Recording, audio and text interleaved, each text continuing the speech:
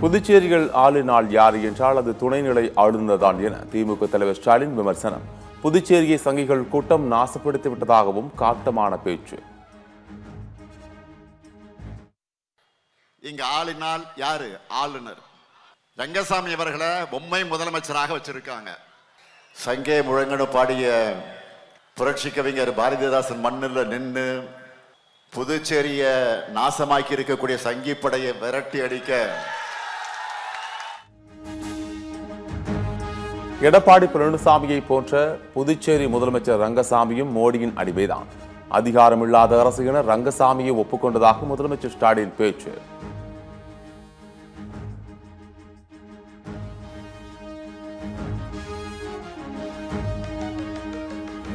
தமிழக மக்களை கடன்காரர்களாக மாற்றியதே திமுக அரசு செய்த சாதனை. டெல்லியில் தமிழ்நாட்டின் மானத்தை கப்பல் ஏற்றியது திமுக தான் என அதிமுக பொதுச் செயலாளர் எடப்பாடி பழனிசாமி குற்றச்சாட்டு.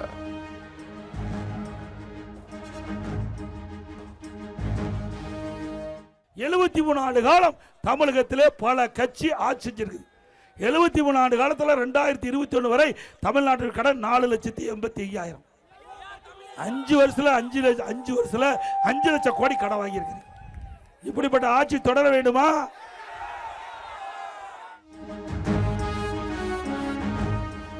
சென்னையில் வரும் புதன் மற்றும் வியாழன் கிழமை அதிமுக பொதுச் செயலாளர் எடப்பாடி பழனிசாமி பரப்புரை. காலை மாலை என இரு வேளைகள் அதிமுக மற்றும் கூட்டணி வேட்பாளர்களை ஆதரித்து வாக்கு சேகரிப்பு. நாட்டையே உலுக்கிய சாத்தான்குளம் தந்தை மகன் கொலை வழக்கில் 9 குற்றவாளிகளுக்கு இரட்டை மரண தண்டனை. ஜெயராஜ் பினிக்ஸ் கொலைகளை இரட்டை கொலைகளாக கருதி 2 மரண தண்டனை அறிவிப்பு.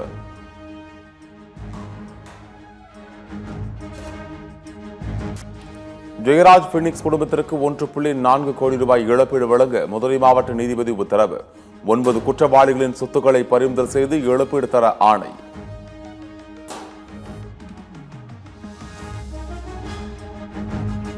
காவல் நிலைய மரண வழக்கில் நாட்டிலேயே முதல் முறையாக 9 போலீசாருக்கு மரண தண்டனை அறிவிப்பு. மதுரை மாவட்ட நீதிமன்றத்தின் தண்டனை விவரத்திற்கு ஜெயராஜ் பினிக்ஸ் குடும்பத்தினர் வரவேற்பு. நீதி கிடைச்சது எல்லாருக்குமான நீதின்னு தான் நான் நம்புறேன். நீதித்துறையை நம்பியிருந்தோம். நீதி எங்களுக்கு வழங்கியிருக்காங்க.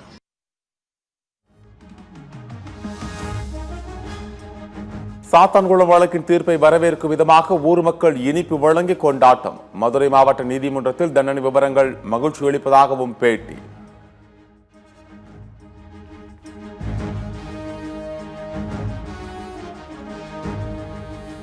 அதிமுகவை முதலில் பாஜகவிடமிருந்து எடப்பாடி பழனிசாமி மீட்க வேண்டும், பின்னர் தமிழ்நாட்டை மீட்க இபிஎஸ் முயற்சி செய்யட்டும் என துணை முதலமைச்சர் உதயநிதி விமர்சனம்.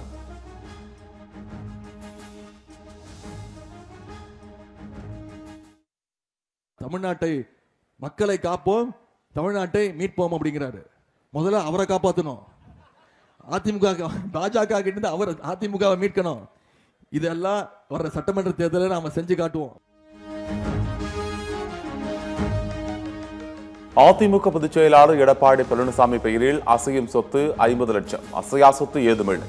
மனைவி ராதா பெயரில் 3,45,00,000 ரூபாய் மதிப்பில் அசையா சொத்து உள்ளதாக வேட்பு மனுவில் தகவல்.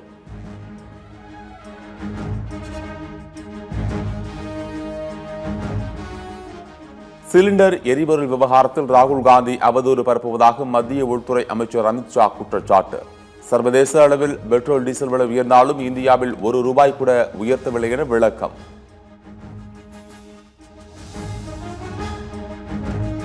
புதுச்சேரியில் ஆளும் என்ஆர் காங்கிரஸ் கட்சியில் தேர்தல் அறிக்கை வெளியீடு. புதுச்சேரிக்கு மாநில அந்தஸ்து வழங்க மத்திய அரசுக்கு கூடுதல் அழுத்தம் தரப்படும் என வாக்குறுதி.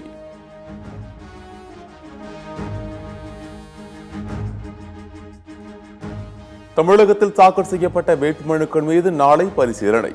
மனுக்களை திரும்ப பெற வரும் 9ஆம் தேதி கடைசி நாள்.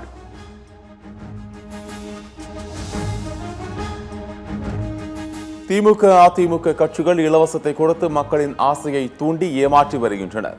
இலவசங்களை அறிவிக்கும் கட்சிகள் அவர்களின் பரம்பரை பணத்தையா செலவு செய்கின்றனர் என நாம் தமிழர் கட்சியின் தலைமை ஒருங்கிணைப்பாளர் சீமான் கேள்வி. எல்லாம் இலவசம்னு கொடுத்து ஏமாற்றி எதிரியை பழகின ஆசையை தூண்டணும். ஆசையை தூண்டணும். அந்த ஆசையை தூண்டி தூண்டி மக்களை ஏமாற்றி, உங்களுக்கு வெனிசுலான்னு ஒரு நாடு அது தோற்று போனதுக்கு காரணம் இந்த இலவசம் தான். தருமபுரி தொகுதியில் போட்டியிடும் சௌமியா அன்புமணிக்கு 65 கோடிகள் அசையும் அசையா சொத்துக்கள். சௌமியாவிடம் 4.26 கோடி ரூபாய் மதிப்பில் 366 சவரன் தங்க நகைகள், 1 கோடியே 64 லட்சம் ரூபாய் மதிப்பில் 151 கேரட் வைரம் இருப்பதாக தகவல்.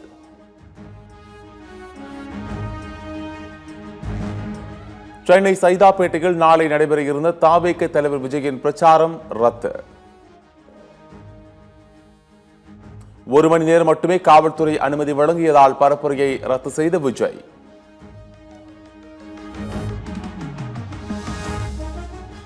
வேட்புமனுவில் திருத்தம் செய்து புதிய பிரமாண பத்திரத்தை பெரம்பூர் தொகுதியில் தாக்கல் செய்தார் தாவேக தலைவர் விஜய்.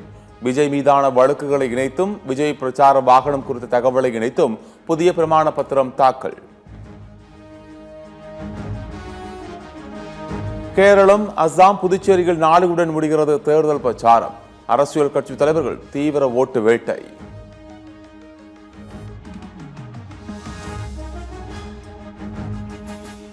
தமிழ்நாட்டில் 4 இடங்களில் இன்று வெயில் சதமடித்ததால் மக்கள் அவதி. அதிகபட்சமாக ஈரோடு மாவட்டத்தில் 104 டிகிரி செல்சியஸ் பதிவு.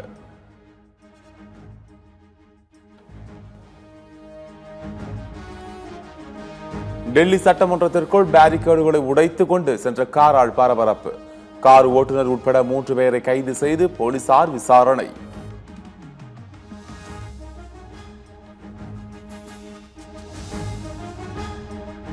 நிலவுக்கு பயணம் செய்துள்ள ஆர்டிமிஸ் 2 குழுவினருடனான தொடர்பு சுமார் 40 நிமிடங்கள் துண்டிப்பு. விண்கலத்தில் உள்ள 4 விஞ்ஞானிகளும் கலக்கமடைந்த நிலையில் நிலைமை சீரடைந்ததாக நாசா விளக்கம்.